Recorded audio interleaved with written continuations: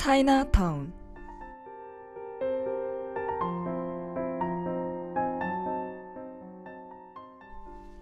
반갑습니다, 부경하고 여러분. 매주 금요일 점심에 찾아오는 박승현의 차이나타운입니다. 이 프로그램은 중국 도시의 각종 다양한 정보를 알려드리고 하구 여러분들께 가볼 만한 곳을 소개해드리는 방송입니다. 그렇다면 오늘의 주제에 대해 알아가 볼까요?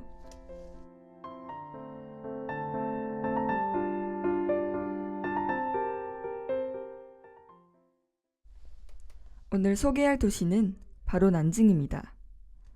난징은 중화인민공화국 장수성의 성도인 부성급시이자 과거 명나라와 중화민국의 수도였는데요. 가장 큰 경제권인 양쯔강 삼각주 지역에 자리 잡고 있는 난징은 천년 자원이 풍부하고 40종류가 넘는 자원이 매장되어 있습니다. 난징은 또한 양쯔강과 지하수를 통해 풍부한 수자원을 보유하고 있을 뿐 아니라 탕산온천, 탕취한온천을 비롯한 몇 개의 천년온천이 있습니다. 다습한 아열태성 기후로 동아시아 계절풍의 영향을 받는 난징은 사계절이 뚜렷하나 여름은 덥고 비가 옵니다. 더운 날씨가 계속되는 여름 때문에 난징은 충칭, 우한과 함께 장강유역 3대 회로로 불립니다. 그럼 난징의 역사는 어떨까요?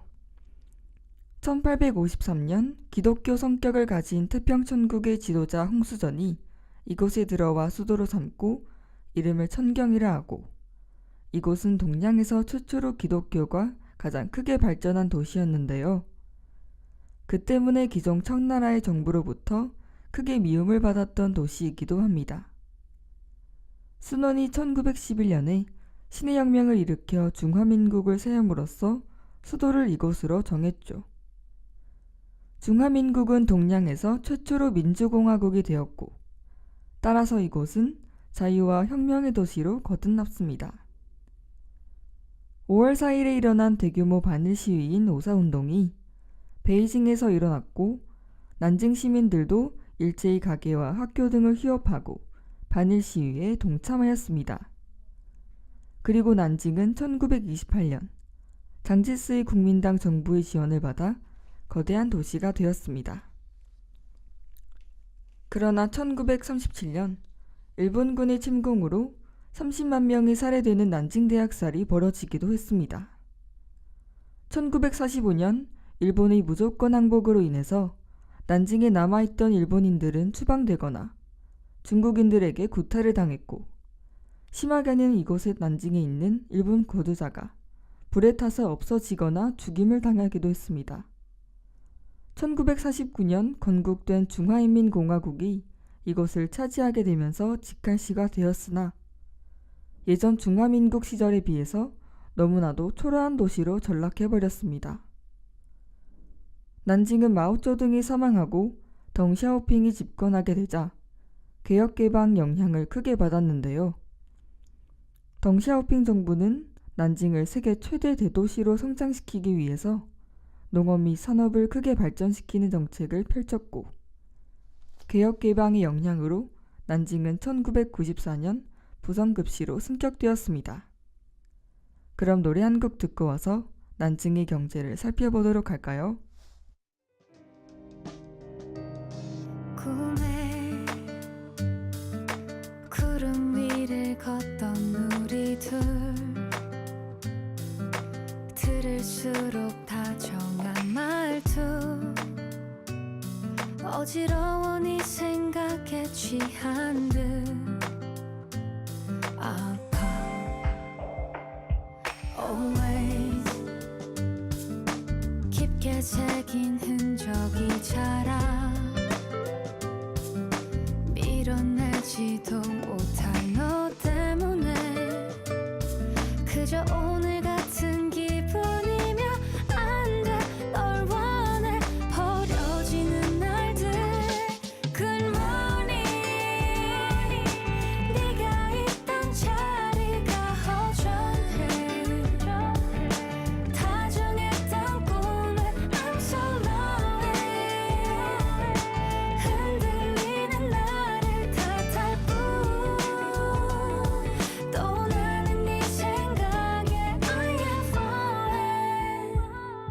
with you always. 지킬 수도 없는 다짐만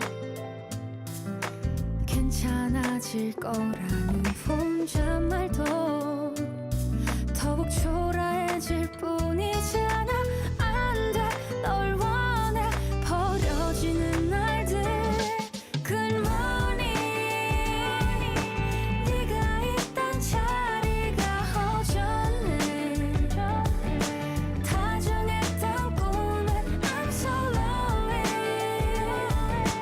흔들리는 나를 탓할 뿐. 또 나는 네 생각에 I am falling with you. 넌 전혀 모르는지 평소와 같은 그 느낌이 서운해. Good morning 네가 1950년대 중국 공산당은 빠른 산업화를 위한 국가계획의 일환으로 국가 소유의 중공업을 세우기 위해 난징에 많은 투자를 했습니다. 그러나 세계적인 수준의 산업도시를 건설하려는 난징 지도자들의 지나친 열정은 석탄이 없는 광산에 수백만 위안을 투자하는 등의 재앙적인 실수를 불러일으켰는데요. 그 결과 1960년대의 난징의 경제 성장률은 마이너스를 기록했습니다. 다행히도 오늘날에 이르러 개혁개방의 영향을 크게 받아 난징은 거대한 도시로 다시 발전하고 있습니다.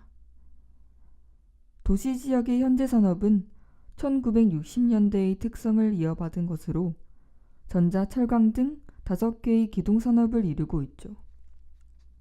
중국이 WTO에 가입한 이래로 이곳은 외국인 투자자들이 관심이 증가하였고 평균적으로 매일 2개의 새 외국 회사의 지부가 세워지고 있습니다. 시정부는 도시를 투자하기에 더욱 적합하게 하기 위해 4개 공업단지를 건설했는데요. 최근에 난징은 이러한 외국인 투자 유치와 지방 혁신을 크게 발전시키기 위해 경제 상업 및 도시 건설을 다방면적으로 상당히 발전시키고 있습니다. 오늘 추천해드릴 난징에 가볼 만한 곳은 바로 푸쯔미아오입니다. 푸쯔미아오는 공자를 모시는 사당인데요. 보통 공묘라고도 불립니다.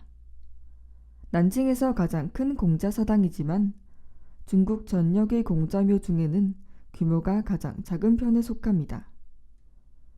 하지만 역사적 건축적 가치가 상당해 난징을 대표하는 관광지로 알려져 있죠. 이 일대는 중국에서 가장 큰 시가지 중 하나로 꼽히니 꼭 들러볼 만한데요. 공자사당 주변으로 고풍스러운 건축물과 상점과 노천 카페 등 볼거리가 많습니다. 푸쯔마오 옆으로 진화각이 흐르는 모습이 장관인데요. 주변 지역 모두 전통과학의 모습을 유지하고 있어 난징에서 가장 운치 있는 것으로 알려져 있습니다. 밤마다 야시장이 열리며 음식점 골동품 가게들이 함께 늘어서 있고 매년 정월 초하루에 중국 전통놀이와 공예품 전시, 무술 공연 등 다양한 행사가 열립니다.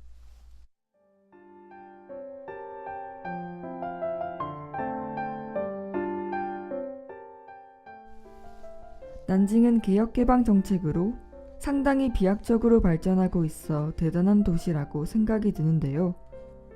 난징에 놀러가게 된다면 꼭 푸쯔마오를 가고 싶고 학우분들께도 추천해드립니다.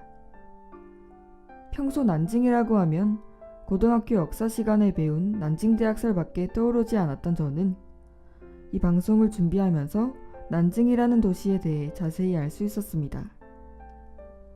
평소 중국에 대해 관심이 많은 저는 아직 한 번도 가보지 않았는데요. 중국을 가보기 전 그 도시에 대한 정보를 조사하고 학우분들께도 전달할 수 있어 일석이조인 것 같습니다. 북양학우분들께 좋은 정보가 되었기를 바라며 다음 방송에는 더욱더 알찬 방송으로 찾아뵐게요.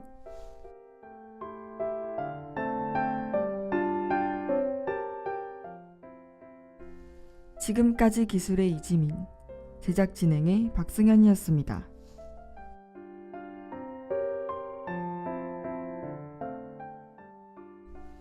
PBS